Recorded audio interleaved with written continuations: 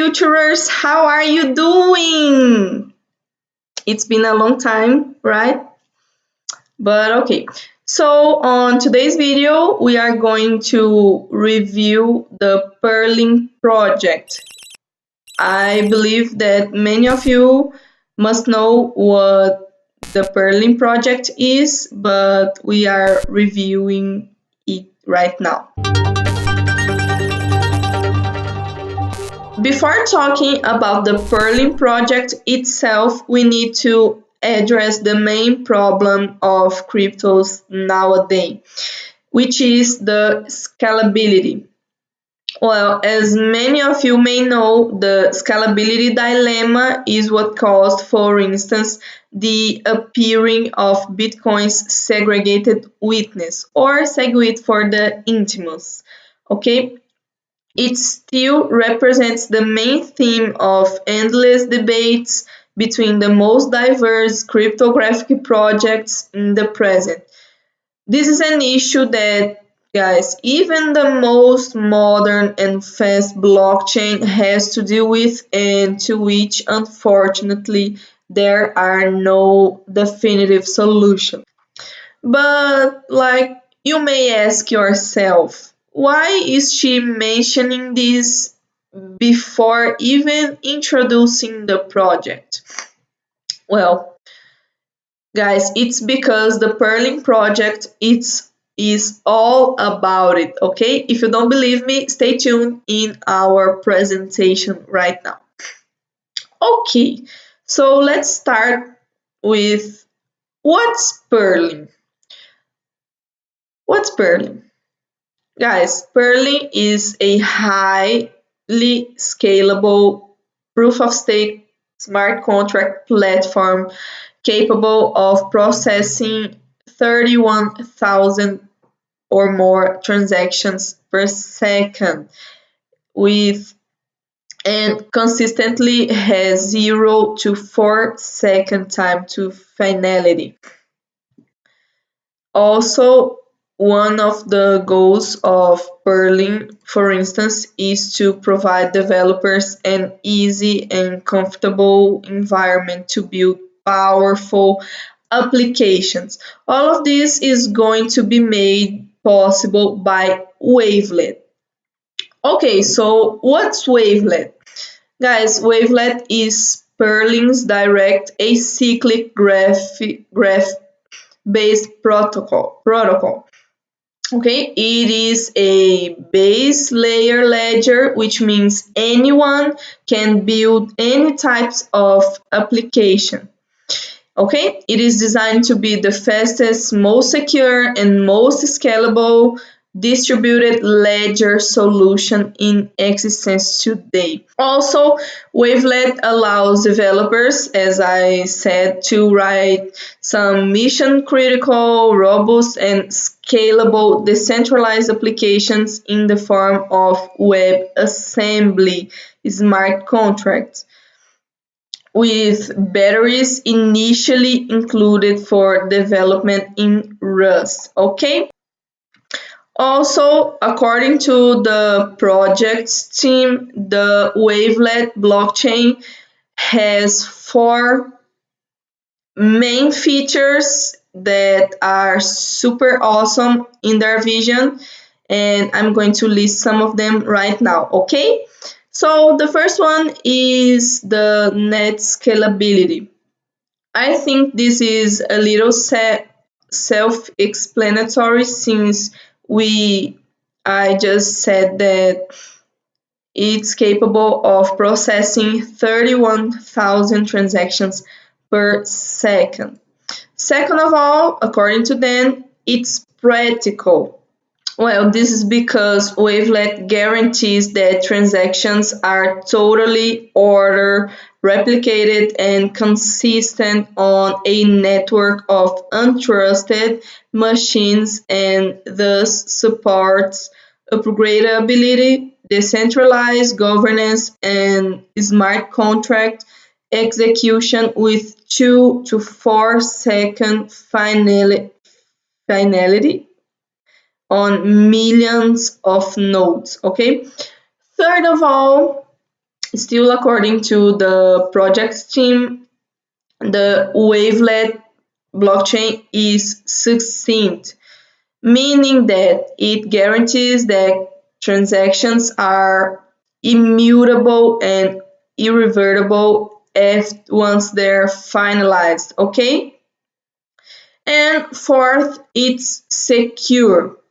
Well, no leaders, no committees, no central authority. The wavelet is open, permissionless, and leaderless. And at the same time that the nodes are incentivized to work really hard to constantly protect and validate the network. There are some other features I'd like to talk about since we're already talking about Wavelet, okay, that are gossiping, querying, and the load factor.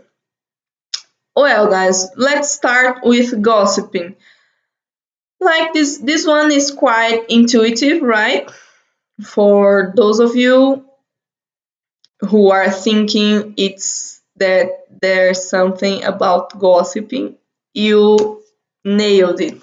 Okay, so the gossiping is a process executed by Wavelet and responsible for the communication between all the network nodes. Okay, their their role is to update the information of transactions with graphs until all of the nodes have the same graphs. I think it's worth mentioning that this one only happens when there are not any new transactions made for a certain period. Okay?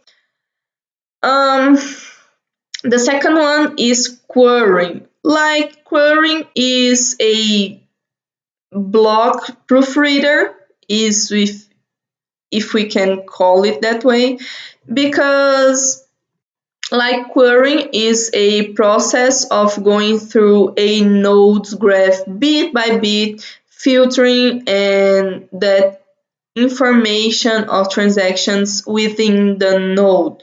Okay? So it just makes sure that any information on one node is exactly the same information as on other nodes. But here we have a problem, which is gossiping is faster than the querying. How to solve this then? Well, the Perlin proposal for this one is the load factor, which aims to fix this problem with partial synchrony. I'm sorry. Well, the load factor lets a node accurately approximate the network load, which can further allow it to adjust the number of transactions the querying protocol process and hence solve the issue. The words in here are partial synchrony. Okay? So now before we continue, I think we should go through some of the most popular and used models of scalability. Well, more specifically their problems. Okay, so let's start with proof of staking. Well, guys, what you need to understand about the proof of staking model is that it has two potential problems, which are the first of it the first of them is when the power over that network is limited to a small group of people, this gives space to fraudulent actions, and also it centralizes that network. Okay, so big deal decisions are under the control of that minority. Okay, the second problem with this one is when it has a large number of validators. Well, in this case, the problem is because of the time needed to get all validators to get in touch and get into a consensus. I'm sorry, I don't know how to pronounce it. Okay, anyways, the scalability is jeopardized, but okay. Now going through the proof of work. Well, you guys must know that the proof of work is the rule of the bigger chain. Okay, this model does not make people dependent on a small group of validators, but it can also get centralized through processing power abuse, and it can also spend a considerable amount of time if a longer chain cannot be found immediately. Okay. The Perlin Project proposal to their staking program is to gather the best of both worlds and use it on its platform. But how? Okay, so now we're talking about the staking and reward program. Okay, so the staking on Perlin's platform is working like some kind of cascade, okay? Meaning that uh, a complicated network of transaction will be created through like people referencing each other. So you have the choice of referring multiple parent transactions, for instance, which you are recommended to do by the project's team.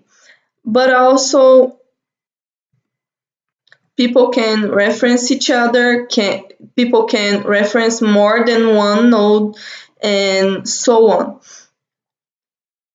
Like I said, this is going to create a complicated network of transactions. And as for the system, the reward system, it's going to take into consideration the parent and ancestor transactions along with the validator IDs. Okay, but like people can't validate their own transactions because this way they won't be eligible to get rewards. Meaning that if you are a validator and if you don't build any new transactions on top of your previous one, then you are eligible to get a reward. Parent and or ancestor transactions cannot be yours or else you won't get the rewards, okay? This means that people can't simply reference their own transactions to get rich, for saying. So like I said on the beginning, this will make people work harder and reference other transactions to increase the chances of getting rewards. This will benefit other validators and the overall reward ecosystem, while it will also enforce a decentralized system. Okay, so the next problem in here is who is getting the reward, right? Like if there are more than one validator or more than one referencee, who is getting the reward after all? So once all the eligible validators have been identified, all those validators IDs are taken and put through a hash function to construct a checksum. Well, the last 16 bits of the checksum are taken as a threshold value. Okay, I want you guys to know that this checksum is random, as is the nature of hash functions. Well, okay, so for the threshold value, it's possible to scale down the value of the last 16 bits in a way that the final range of values is from 0 to 1. Okay?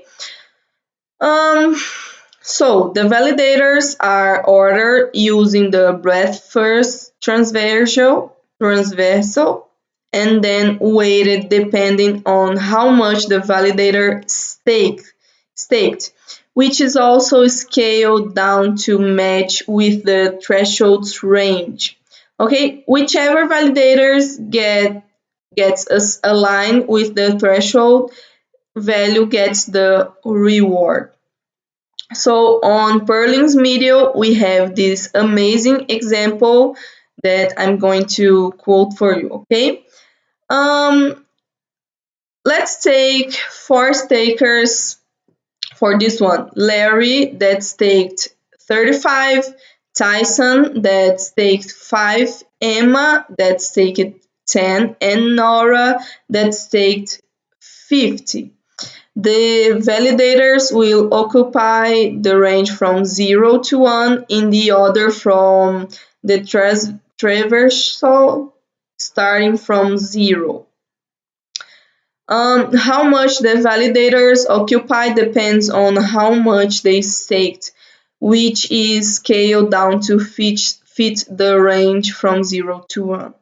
So Larry, being the one that staked 35 and is the first in order, will occupy the range from 0 to 0.35. Okay, Nora will occupy the range from 0.35 to 0.85.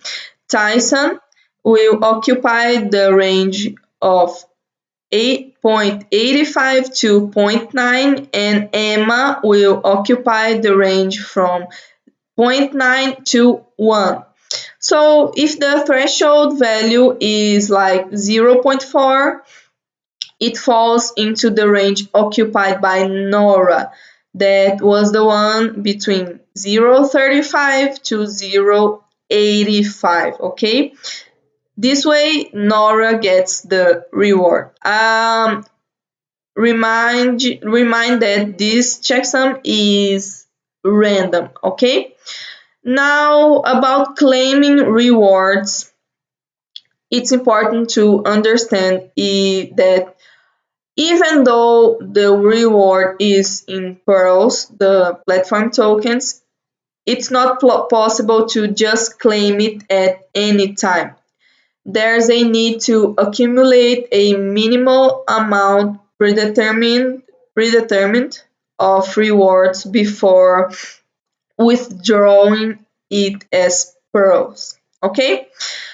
Also, the withdrawing rewards is a delayed process, meaning that after a staker withdraws some amount of rewards, he'll need to wait for a predetermined number of consensus rounds before his rewards get converted into pearls.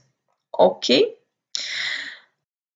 To make the rewards valuable, the Perlin project sets some protocols that make sure people just can't laze around and become rich. Okay. Everything on the platform has a price, including pearls, which is why people have to be active and work to earn them. Okay, so the reward system only takes into account the transactions to a certain depth below the new transaction, meaning that you cannot validate once and expect to get rewards for the entire life, okay? You have to keep working and keep becoming a validator to continue to get rewards. This, as you may figure, adds value to the rewards, as attaining a lot of rewards means that you put a lot of work into getting them. Okay.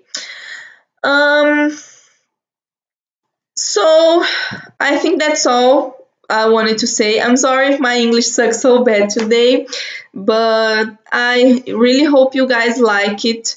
Um, if you have any feedbacks, please let us know. And don't forget to join our Telegram group, to follow us on Facebook, and to follow us on Twitter.